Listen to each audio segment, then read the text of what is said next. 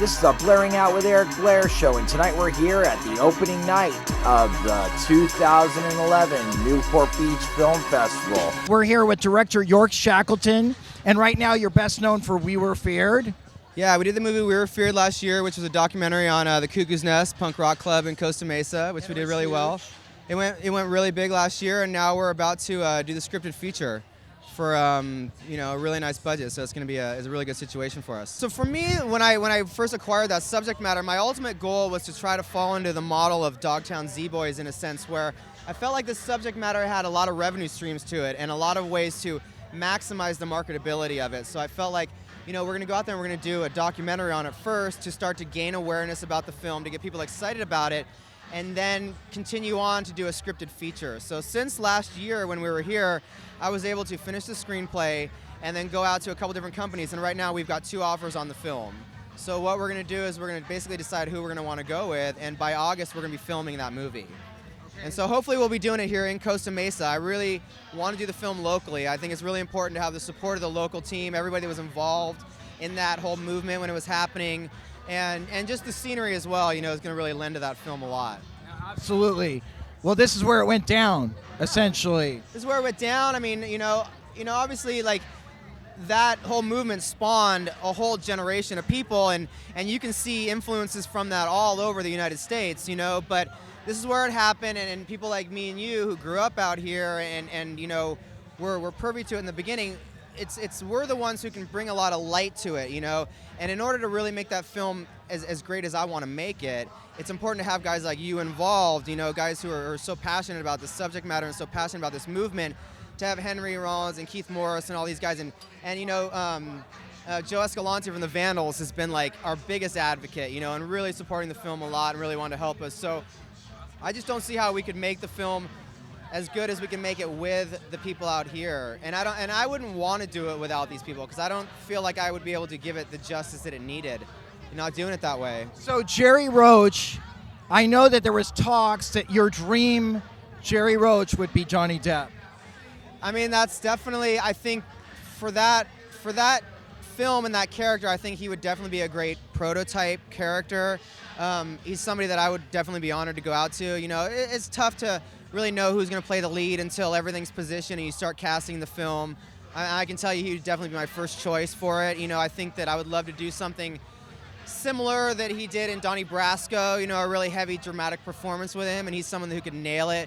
But I think you can go a lot of different directions with that character. You could have someone like a Philip Seymour Hoffman play it, which would be a totally outside the box idea, you know what I mean? I think he'd bring a lot of dimension to that character. So I think the great thing about the Cuckoo's Nest story and Jerry Roach as a character is there's so much depth to it all that we're going to have a lot of opportunities, and our job really is to just put the film together the best way we possibly can. York, if you had a chance to read Jack Grisham's new book, An American Demon. Definitely, 100%. And I'll say it right now, like, Jack is the one guy that if I could get with Jack Grisham and I could get him involved with this project, I mean, he, to me, is the quintessential, Orange County punk from that era, and there isn't anybody else who captured that feeling and that vibe, and probably, I wasn't there, but I could tell you, had probably more of an influence on everybody than any other one person. So I'm the biggest fan of Jack, and I would love to work with him, and if I could get him involved in this, and I'm definitely going to read his book, and I'll probably read it, for the rest of my life. So. Have you talked to Jack? I tried to contact him one time, and I think he was about to get his book out, and we never got able to connect. But I would love to talk to him, and I would love to, see if there's something we could work out, because I just think that, I really want to make this film the best I possibly can, and I want to honor what all these guys did, because I think it justifies that.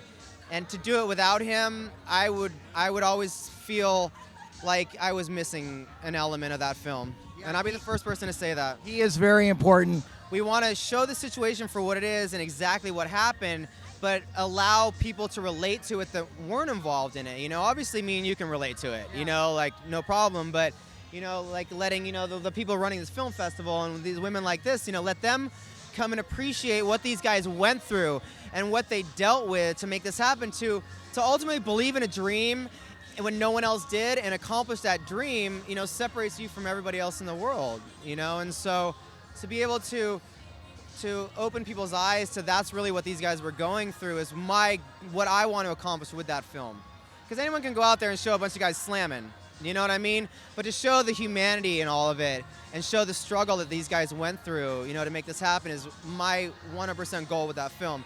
And that's why having Jack involved would be really important to me, because I know that he, I'm sure, struggled through this whole situation, you know, and it was such a big part of it that I would love to be able to show his plight that he went on the way that he would want to be portrayed. And I just feel like I would be the guy to do that, because at the end of the day, that's my only goal, is to, you know, show it for what it is. But we were just talking about Kiki Cannibal. It's funny how great minds think alike, because you read the Rolling Stone article, right? Yeah, I did.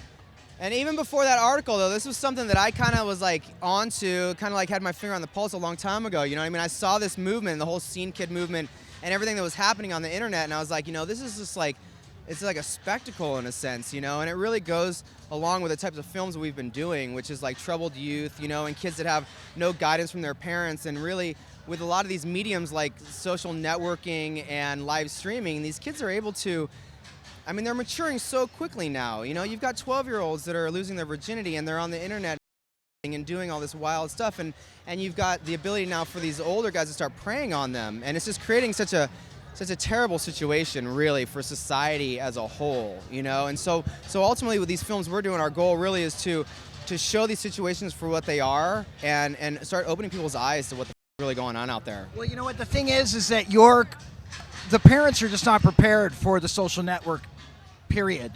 They're not prepared for what's going on MySpace. They're not prepared for what's going on Facebook, and they're getting taken by, or Stickam. Right. They're not prepared for it. No, they're not prepared for it, and I think a lot of it also comes down to they're more caught up in what they're doing, you know, and the struggle that they're going through in their lives, you know, because everything's so cutthroat now, and everyone's struggling to make money, and the economy is so bad that, you know, a lot of these families that were living a certain type of lifestyle are not living that lifestyle anymore. And so that's where a lot of the family unit is putting their focus, and they're not putting it into the actual family itself, you know, and guiding their children and realizing that you know, they've already done what they're going to do, you know, and it's really about guiding the next generation of children, you know. And I don't have a family and I don't have kids, but this is something that I feel very passionate about.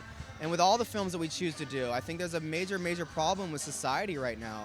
And the way that, you know, people are being brought up and what they're being exposed to. You know, you talk about all this reality TV, and then the Kardashians are the biggest, you know, role model for young girls. And it's like, I mean, I don't want those girls, you know, influencing my children. You know, I wouldn't want to be around anyone like that in my life, ever. You know, I think they're terrible people, really, at the end of the day, you know. Well, when you look at your upbringing, how do you think your parents did the right thing?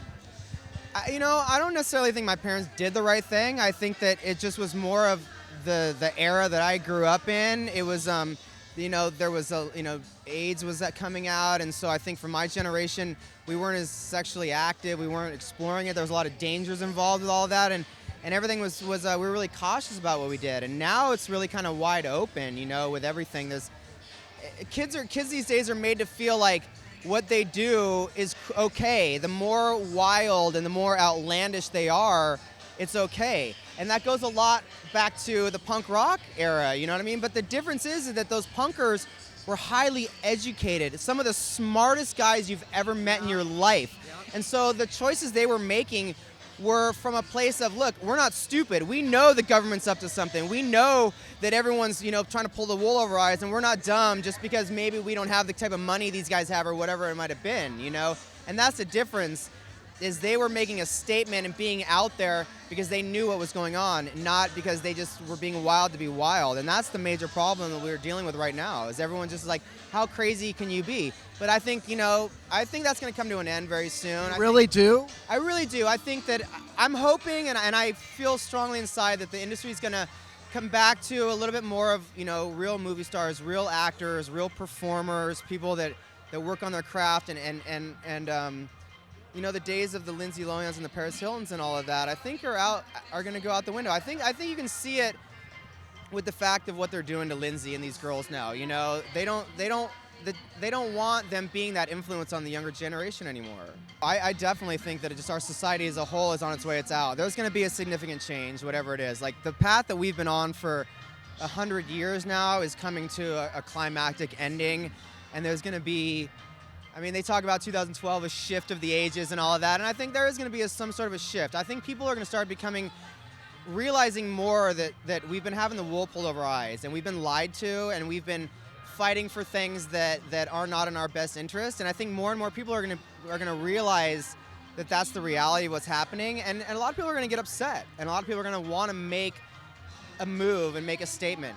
And people that you would never expect it from too, you know, very docile people, you know, who are just like here to take the ride. Those are the ones who are gonna start getting pissed off. And when they get pissed off is when everyone starts uprising, you know. And I think that's where there's gonna be a significant change very quickly. And I don't know what it's gonna be and where it's gonna go, but the only place it really could go is in a more positive direction, because how much more negative could we all get? I mean, I'm a big conspiracist, you know, and I believe in a lot of that and research that. I listen to Alex Jones, and I think these are things that they set in motion a long time ago, that now that it's becoming reality to a lot of us and we're seeing it, it's almost so far past the point of what we can really do something about it that no one really cares. That's why they're kind of like, screw it, we don't care. Yeah, we got you guys. Yeah. You know what I mean? And it's almost like, in a sense, America is really just being driven into the ground, so for other reasons, you know what I mean? For other countries and other people that are really running this world, they're just taking our economy and just driving it into the ground for other people's better interests, you know? And that's a major issue. And with that,